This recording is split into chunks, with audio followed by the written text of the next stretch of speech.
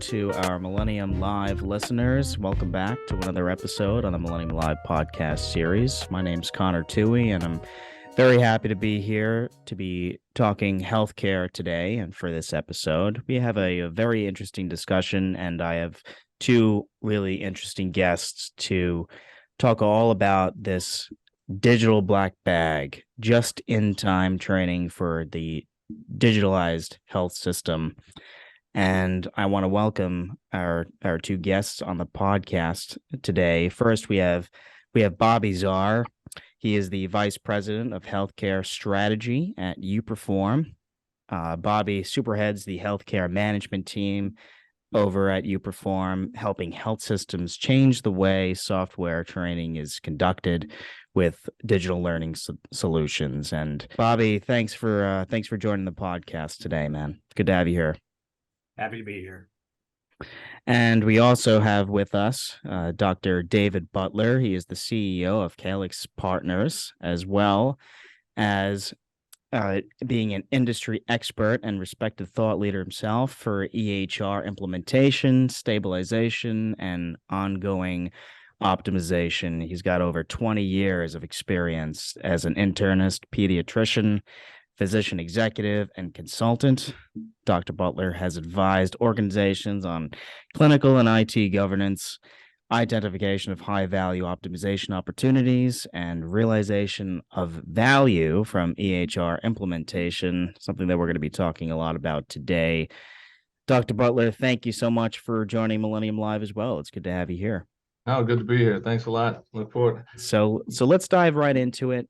And I want to start with you, Dr. Butler, talking about this idea of expanding and optimizing the EHR. So, since the introduction of the electronic health record and big data, technology has really transformed the role of the everyday physician. And, while it has its great benefits and which I'm sure is beneficial, there's definitely benefits to having something like this and expanding technology, but there's also frustration for it. So let's talk about that. So Dr. Butler, as a former CMIO yourself at several large health systems, including Bon Secure and the Guthrie Clinic, how's the day in the life of a physician changed in the 2020s? Well, I'll tell you, how hasn't it would probably be an easier question. But I see this. Here's what I'm saying over and over. A lot of the frontline docs out here, they're having to see more patients. I mean, they're at least 30 a day. Okay, they're shorter on staff, right? They're also patients that come in are a little bit more sicker, I'll say, meaning back in just like 20 years ago, there are things over the counter now that they can take that used to be prescription, right? And then add to that, when they come in, they're a little bit sicker. They're going to need a little bit more time. Okay, the doctor visits are getting shorter, right? And secondly, it's like they're quasi-educated on their illness. Dr. Google may have helped them a little bit before they came to me, right? And next thing you know, I'm having a discussion about Dr. Google's diagnosis and why it's different than mine, right? That's more time taken, but also at risk of them ranking me low and press gainy. When they go home, they say, "How was your visit with Dr. Butler?" Okay. Okay. So what's happening is you're seeing the consumerization of healthcare, right? So patients are turning into customers. Okay. Physicians are turning into providers. All these new terms and kind of vogue. So to the traditional physician, traditional healthcare industry, that's a bit off-putting, right? And so that's what we're seeing. Vendors also, they're rolling out these updates hot, fast, and furious. Just like Apple, you'll wake up one morning, the red dot's there, now it's gone. But you got 20 new features that you have no clue what they do or going to benefit you. And Bobby knows this is what we talk about all the time. These features that come out so fast, hot and heavy, and we're expecting docs to just figure it out, And so those are some things. And also, I think just lack of resources that can handle that speed, right? Most healthcare hospital systems, they're losing staff due to just the new work environment, right? So they don't have the trainers, they don't have the analysts to dissect it out to really market those real cool things, right? So those are some challenges because we have docs on the front line that they're got their helmets on, chin straps tight, ready to do a good job, but if you don't have the trainers or the folks that can help them, then that's a challenge. And also just working to the top of your licensure, right? I mean, what that means is you got an MA in the clinic. We need to make sure that MA does as much as legally, regulatory possible, and policy of that healthcare system, right? And what we're finding is they're not. And so that work is being pushed to the physician electronically. So the doctor's digital black bag is getting really crowded with other stuff in there, right? And so those are all part of it. So Bobby definitely has some takes on it because you've seen it. You've trained docs, Bobby, and you see it now. And you got to pull. I love the imagery of the digital black bag and the things we keep throwing in there. You know, what we've learned is we've had to pull things out. You know, the volume of change and the volume of just, I mean, we talk about counting clicks in the industry now. Who would have ever thought 20 years ago we would even use the term counting clicks? When the mouse was invented in 1964, whenever it was, I don't think anybody ever imagined that we would have to sit down and worry about the number of times somebody has to click on a mouse. But that's part of what we have had to look at, even from a training and optimization standpoint.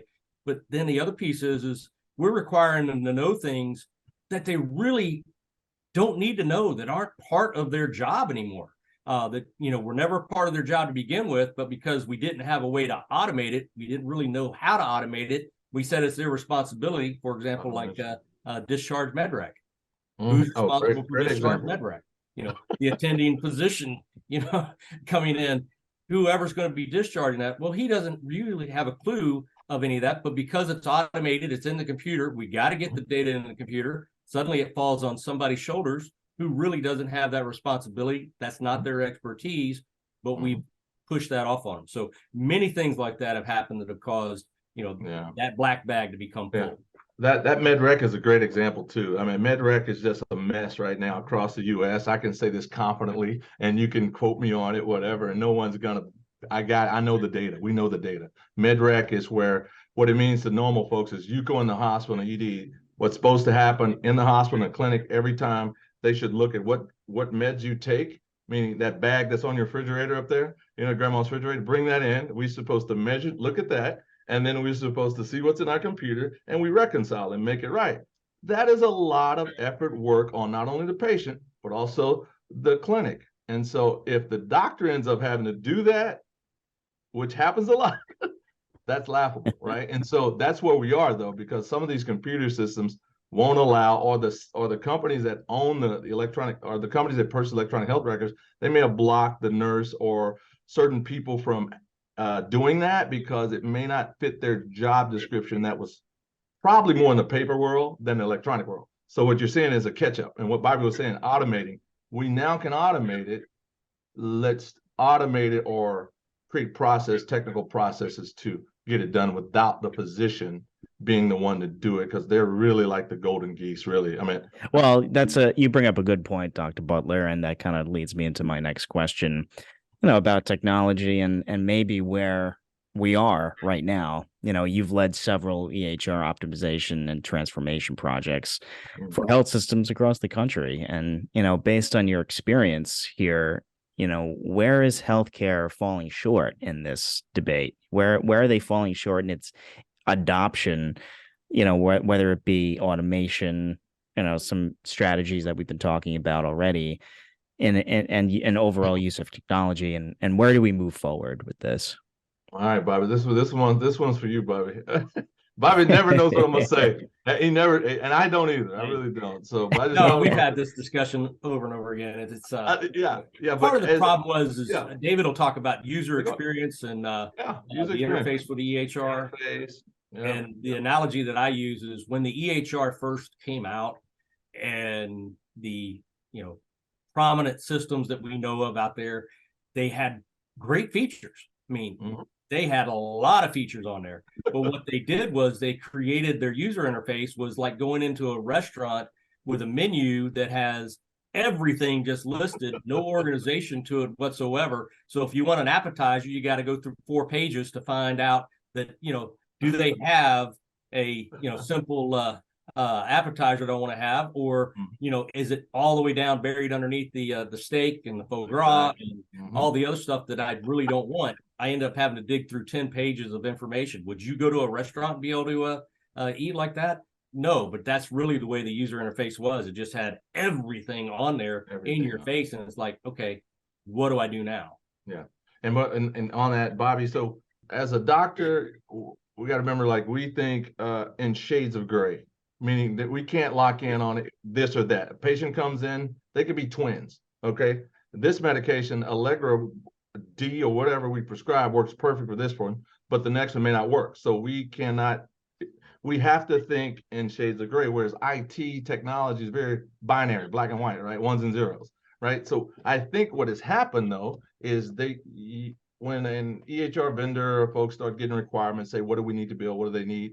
We need a lot because we're dealing with very complex humans. So I think what has occurred was they tried to create a system that can manage all of the complexities of it, but sacrificing user experience, user interface. It's getting better slowly over the years, where a physician that sees a patient with diabetes, when they open up the screen, their digital black bag, what do we expect to see, right? We don't expect to see something like, I don't know, give me something, diaper cream, right? We don't expect to see the diaper cream in there. But these EHRs, sometimes you'll have diaper cream mixed with a EKG machine over here.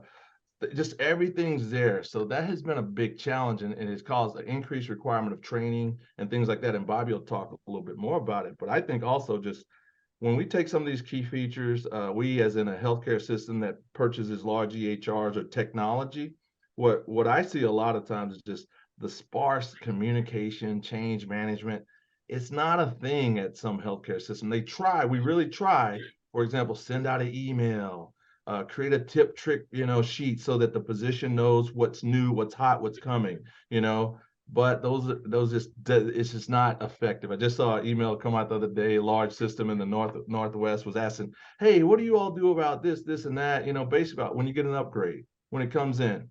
And let's say it's a pretty cool feature that the physicians have been asking for to help them streamline their day, get home sooner.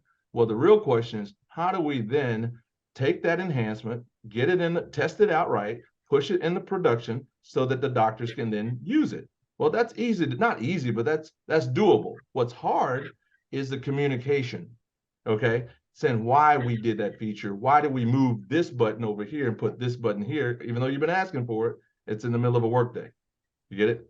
And so sometimes it can be very off-putting when some of these things happen and the physicians aren't aware, the patients see them as they're not competent, but they are, the button just moved, things like that. So a lot of these things happen. And like, just I think that many healthcare organizations have to stop communicating and start marketing this stuff. I can't tell you how much money we spend as health systems on not only the vendor, but the analysts, the manage it, the trainers, and all these other processes and tools. Right. But I find that a very big enhancement, crucial to patient care. It'll go into the software. It'll be there. But the notification to the physicians, it may not be optimal. They may not even know it's in there yet. So they continue to do it the old way, So yeah. I'll stop there. Bobby, you got some other things to add? I'm sorry. Yeah. No, that's exactly right. And the EHRs, many of them have done a great job of taking that massive menu that they threw out there and start organizing it and getting it in areas that are easier to read, easier to understand. But every time they do that, that's a change, as David said. It may be an improvement. It may be vastly improved from what it was, but somebody still has to be able to communicate that and help them understand that when they're now looking for cheese grits, where they used to look at cheese and grits and they had to order them separately, guess what? We now have this one common order called cheese grits that you can now order, and it's under our side dishes, and it's no longer under your main course, or it's now moved up as an appetizer because we're really famous for our cheese grits. All that is well and good. It's well intentioned. It's well designed. Most of the time, it's well implemented from a change management software development standpoint. It's usually just poorly communicated and poorly trained. And that's what we've seen over and over again in the industry, is that, training gets the very last thing to go out when, it's on the front lines. And it's the first thing that people think of and remember. Bobby, it reminds me of when I remember Epic came out with something called chart search, right? This is a really slick feature. Everyone's waiting on chart search. Think about it as Google for your patient's entire chart. So if you've been seeing a patient for 5 years, that's a lot of information, right? And so when they come in, you want to know, well, when was the last time you had a tetanus shot? Like, or when was the last this? Or they get seen in the hospital and the record's in there, it's digital, but that hospital record is really thick. So you want to know, like, well, the patient may say, well, the doctor said it came into the hospital and said I had a murmur or something. Like, whoa, a murmur, that's a big deal. But you can't see a document anywhere else. So how do you find out if that's solid or not? Chart search, boom, it hits it like a laser, right? Well, here's the deal. It came out 5-6 years ago. So just the other day, well, no, last week I was speaking with a client, a large pediatric client, 200 some docs across in the South. Only 10% of all of those docs ever heard or used chart search. Okay, and then you go to in the Midwest, there's 100 doctor group up there that I was working with. 42% of them use it, right? And that's high end for usage of chart search. That's laughable to a layman if they heard that, say, like, hey, you know. And so that's where we are. It's like a powerful tool, but didn't get communicated effectively with the right workflow. That's the thing. You can't just come up and tell a doc, hey, there's a cool tool, chart search. Okay, next, get out of here, kid. Next. No, say, oh, doc, there's a cool tool that should save you a lot of time. Now I'm listening, right? You got to say, what's the whip-em? What's in it for me, right? Because docs right now, docs are busy. They don't have time for bad software. They have antibodies to bad software because they've been getting it for a long time. Okay, so you really got to bring it. When you better bring it when you're saying, hey, we got something cool. It better be spot on. It better fix a need that they have or keep it. And that's what most docs are going to tell you. Okay, Bobby, you've probably been at the front line of that, training docs on some of the cool stuff, but yeah. No doubt. Yeah. Well, so that was Bobby, just an example that I thought that came to mind around that, you know, and these things are critical because it helps doctor with burnout. Remember, burnout is a big deal. The technical part of burnout, I think it's number 2 and 3 reasons for burnout. It's multifactorial, but having bad software as humans, we know when we get on our iPhones now, the interruptions, the notifications, the new stuff. I just want to check my email, right? Or I just want to go to Instagram. Now, if this was your tool, right, to care for patients, and all of a sudden you open it and you got a lot of distraction and things there, that's a big deal. So I'll leave it there. Yeah, no, you bring up a very good point. I mean, just the latest technology is it's fascinating, but it's also very time consuming. We're over-teched. A lot of tech's been dumped on America and dumped on the world. Now we got to figure it all out. And I love to protect our sacred docs and the clinical frontline staff from all that if we can. And therein lies the rub. Absolutely. Well, Bobby, you previously led Epic Education and Support at a large health system before you joined uPerform. Where you've worked with some of the leading health systems in the country. What effects does this initial and ongoing training that we're starting to get into here, what does that have on increasing EHR efficiency and satisfaction? I know, Dr. Butler, you've brought up some multiple points, but I'd like to hear how do you view this, Bobby, from maybe a I mean, I used to think that I was just parochial. I'm responsible for training, therefore it's important, right? Fortunately, studies have now shown that it's just not my ego that's saying it. Class, HIMSS, even you guys at the Millennium Alliance have been on the forefront of trying to educate users and educate organizations. Training is not just an afterthought. Training has a direct correlation to satisfaction with the EHR.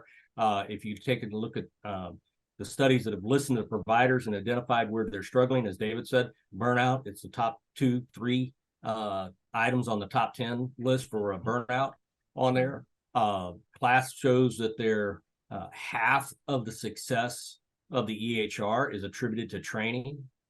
Well, I know that if I had a success factor that was represented 50% of my success in any initiative whatsoever, I would focus on that success factor. It would sure be a priority for my organization going on, and that's where training is. So training can no longer be a afterthought. Where it has, the numbers are off the chart. We have clients that have utilized and implemented a very strong initial training and onboarding support, and their users are in double digit more satisfied than other users.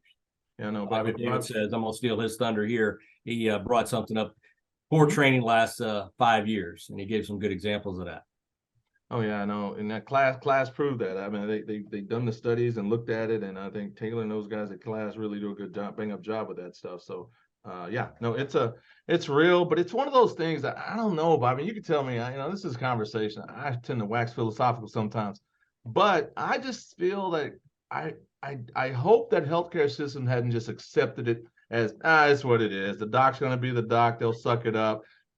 That's what I don't want, but I feel there are some vibes in certain parts of the country like that, whether when you go to offer them solutions because we know the docs are burned out, the doctors say, hey, this would be something cool we'd like to look at. Oh, we don't have budget. We don't have budget. We don't have budget. It's not in the line item, right? So these are real things and the way healthcare makes money right now, just so folks understand, patient comes in, see the doctor, 90+% of finance, anything that go to the healthcare system comes from that interaction. It could be the orders that we write for MRI, the referrals, then the nurse does this. So I'm not saying the doctor is the primary. I'm saying from a financial perspective, it's a really tight connection there. And so the happier your doctors are, the more efficient they are with the tools, right? That means even if you have to pull them offline and miss 10 patients, 10 times whatever number that is, that's a real dollar value to health systems. Pull them offline, train them the right way, give them good examples, workflow, make sure it's easy to get to what they want to get to, right?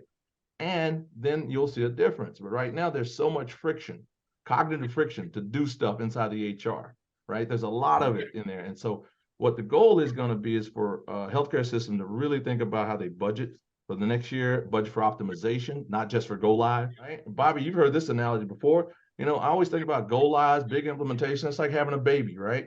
I mean, everybody's expecting 9 months going, everything, everybody's excited. The day of, you got cameras, pictures, everything there. Everybody's excited. And then after that's all over, where are they?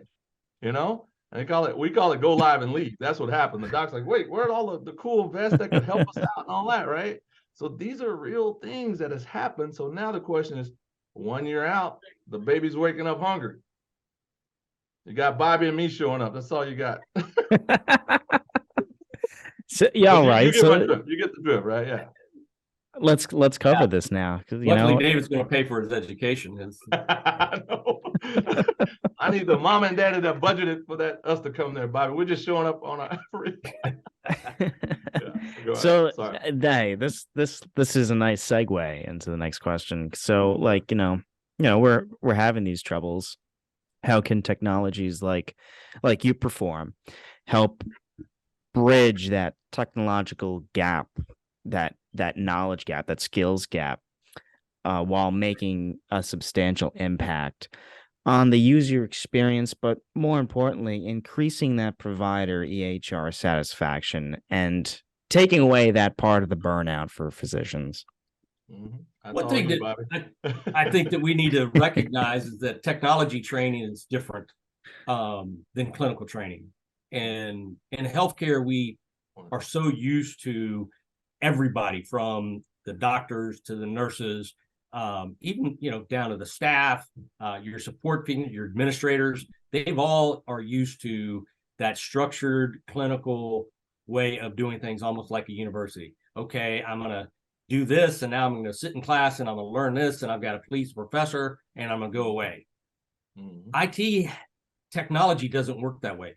Learners have to know what they need to know now. They can't wait until they go to class. They can't go to class and then go back and immediately use what they learned, because studies show on technology learning that 90% of that learning is lost within the first 72 hours. So if we're doing that, why? What we need to do is we need to deliver that learning and that help when, where, and how the user needs it. Not how it's effective for us to deliver it, not how it fits into our budgets to deliver it, not how we've always done it, not how any one organization says to do it. We need to take a look and listen to our users and say, listen, we will give you the tools inside the application where you are, when you need them. And ahead of time, we're going to communicate those changes and updates to you in a more efficient manner so that you're not getting alert fatigue. You know what you need to know is coming. Then when it comes, you know where to go to get the help to continue on, so that, as David calls about the guys in vest, you have a virtual guy in a vest with you at all times. Right there. That's the key, and that's the way, you know, the uPerform platform, that's really our vision and what we're trying to deliver in the marketplace. Yeah, uPerform's done a really good job as far as that. And I think you guys have a lot of I mean, just your coverage right now. I think you cover all the EHRs right now. I think you got over 30 something. They have a pretty good footprint right now. So they're not a rookie startup company out of Silicon Valley, anything like that. So I think that's the part when I first heard about uPerform, I was like, what is this? What is this thing? And when I saw it, I was like, okay, this is it. This is a real deal. When I say that, I'm not even pandering on this one, because the biggest challenge that a lot of times with communicating to physician change management, right, was, let's say, I'm the CMIO. Okay. Epic says, hey, we got a big upgrade coming. Okay. All the analysts, everyone, they're ready to scrambling, doing everything, what they're going to upgrade. As a CMIO and part of a council governance, we're saying, what is it that we need to take? What will we take? Right. And now those changes are going to affect workflow, right? Meaning if this changed for the doc, then it's also probably going to change for the nurse and change, you know, the downstream effects. So these EHRs have roots, man. And so that's the thing that folks forget. So it's a very delicate balance when you're trying to improve a workflow without jacking up something down the right way. And what uPerform does is like almost like you just have embedded help. Like this change, click here. Oh, that's nice. Used to be, just like 5 years ago, probably still in some organizations, the trainers would buy a separate program. They'll take a screenshot of this, screenshot, put a number 1, 2, do that, make it all pretty, doll it up, treat PDF, find an internet site, put it on there, mail it out, like a lot of steps, right? And the tool uPerform just cuts through all of that. And I think that was what I felt was really cool, because now we can maximize our training staff or what they do, and we can better target those docs that need certain areas and not others. So exactly. So let the technology do what it does. Let the trainers do what they're best at, and that's leading learners, leading users, and we call it bringing training to the users instead of users to training. So we can now utilize the knowledge of those trainers and our subject matter experts at the elbow or in direct contact with the user as a coach, rather than standing up in a classroom for people who are going to forget what I said 5 minutes after I say it. That's right. And not to mention, most healthcare systems, but I don't know how the infirmary was, but Sutter, Bon Secours, Texas Children, I'm thinking all the places I've worked as a physician. A lot of the intranet sites inside of those, they don't have Google search in there. Okay, so things can be all over the place. So those are also just some rate limited steps why physicians don't even go out to look for certain things. We'll just push through it or ask our buddies or something like that. So yeah, exactly. Well, I mean, this is such an awesome chat with you guys. I feel like we should do this at least once a week. Let's get it going. Let's do it. I want to. One of the things that we do on Millennium Live before we wrap up is to kind of get your thoughts on what the future looks like. And, you know, you could have a million different thoughts about how healthcare should look. But, you know, to the both of you, you know, looking, you know, in the immediate future, about 3 to 5 years time, you know, what does the future of technology adoption when it comes to the EHR, you know, when it comes to utilization, what does this look like in healthcare going forward? Dr. Butler, we could start with you, and then Bobby, you can add in your thoughts as well. Oh man. And you have 30 seconds. 30 seconds. Okay, 30 seconds. No. Okay. Are you saying I'm verbose? Is that what you're saying? No. Absolutely not. Yeah. Okay. All right. No. So I don't know. I think 2 to 3 years out, that's a long time in my head, because so many things are moving so fast right now. So for me to make a prediction, but I mean, generally, you're going to see a lot more things that are automated, right? Whether it's a in-basket message to a physician that's going to go somewhere else, and maybe not even to the staff. You're going to, it'll be outsourced to either another human somewhere that's sharp at that, whatever, or one of these new AI-based tools, chatbots or things like that. That's just hot right now the past 3 weeks, 4 weeks. And so I can already see the potential. And I'm seeing in the healthcare circles, we're chatting it up, talking, no pun intended, we're chatting it up too, so that's really cool. But I think also just the move from in-hospital care to in-home care. You got, hospital at home programs, right? Where they're showing really good numbers as being just as effective and decrease infection rates and all this other stuff. If you could do it at home, have folks in your house do this with remote patient monitoring tools, they got all sorts of really cool tools. A lot of the digital health things that are going on right now, it's only going to get amplified. I think from a physician workforce perspective, there's just I don't know, that's a really interesting phase right now because many folks are not choosing to go into healthcare, at least physician level. And so what does that look like, especially in primary care? So maybe projections are saying PAs, nurse practitioners may start capturing a lot more of the primary care type stuff, whether it's in person, virtual. Hopefully a lot of this is more virtual, right? So you don't have to be in front of someone, but sometimes, just as a doc, the physical exam is priceless. So I think that's something that we as physicians will have to kind of figure out. Like, we can't have the full physical exam. We've had to figure it out during COVID, so these are all things that will continue, right? And I feel like that's just where it's going. More workflow automation, better parsing out what the doc should do, what the nurse should do, what the MA should do, what the front office should do, what the back office should do, things like that. And I think just better working like a pit crew with automation in there. So I don't know. That's my take right now, as best I can predict it. Bobby, what do you think? And I think you're exactly right. I think the future is virtual.